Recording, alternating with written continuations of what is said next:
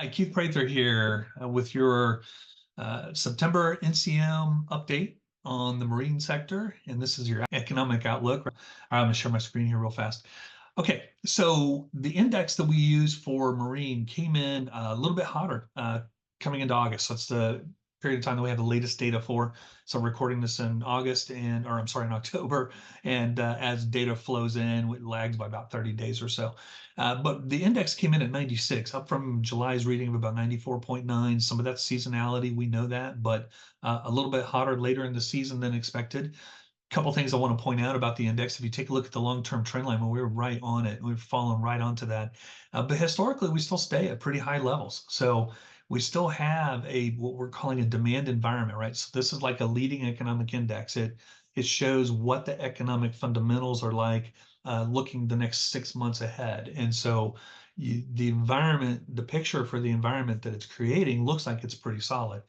So it's about 1.2% higher month over month, and it was about 6.8% lower year over year. We had that peak that we're dealing with going back into last year, and it's lower off that peak. But again, on a long-term basis, it still stays kind of ahead of where we would have been, in most of those, pre-pandemic and even, just over a year ago, prior to those periods.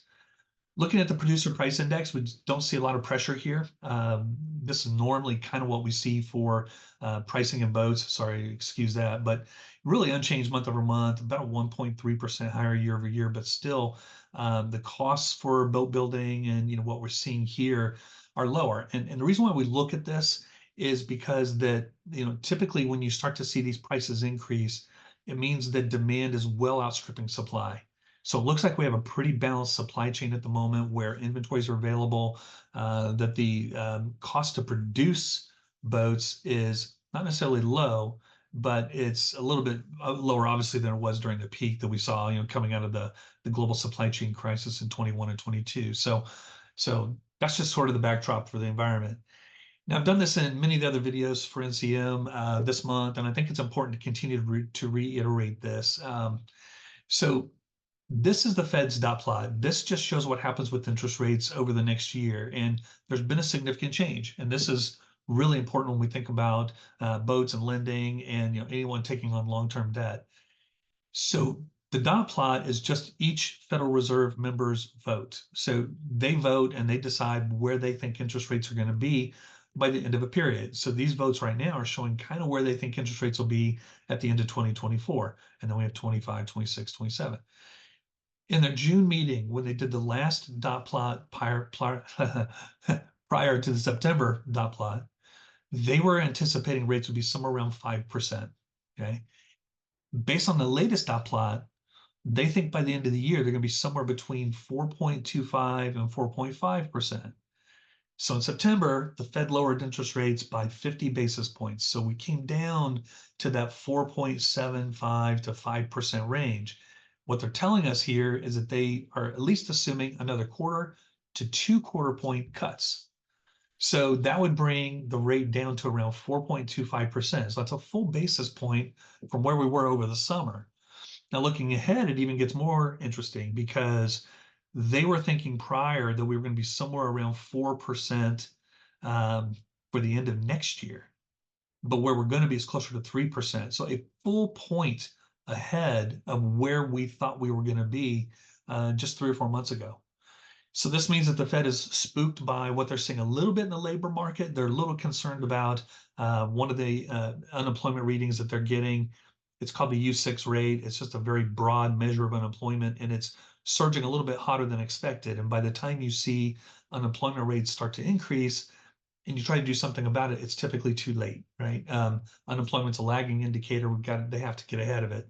So that's why they're being a little more aggressive. But the good news is that if you're selling to someone who's trying to purchase a boat of any kind, company investing in, something commercial, you see states and local governments investing in, boats for law enforcement, whatever the case may be, the interest rate environment is going to get better and easier for anyone making those purchases. And so it becomes a nice tailwind, right? It becomes something we think adds a little, it's a little more optimistic for next year. The other thing that we look at for marine is this. So I have it auto sales here, but it actually applies to all big ticket purchase items that are what we call discretionary, right? It's non-essential types of spending. So automotive, marine, power sports, anything in those categories are going to be non-essential, disposable personal income driven types of purchases. And this particular number has had such a high correlation to marine sales historically that it's just they're almost moving neck and neck with each other. So I showed this to you a month ago, and when I showed it to you, we were showing Q or 2024 and part of Q2 trending at about 1%. And we were worried because I was so sluggish. But when the Federal Reserve continues to get survey data in and they get brand new results out of some of the banking industry, they update this data. They also watch inflation, and inflation's been coming down lately. So they adjusted their income data, and they think it's growing out about 3.1% for the year. That's important because that's a little bit hotter than we had between 2010 and 2019, where it was growing at about 2.4%. So we're running a little bit hotter than that, which should be, again, really bullish for sales.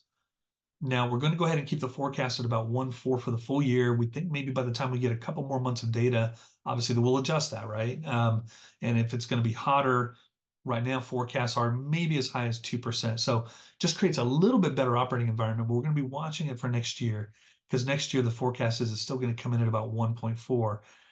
Now that all being said, okay, right now all those things that drive marine sales, the great wealth transfer that we talked about as baby boomers pass on their accumulated wealth, which is significant, down to the younger generations, that you're seeing more pleasure boat, pleasure craft type sales, even the fishing categories, you're seeing improvements as baby boomers retire.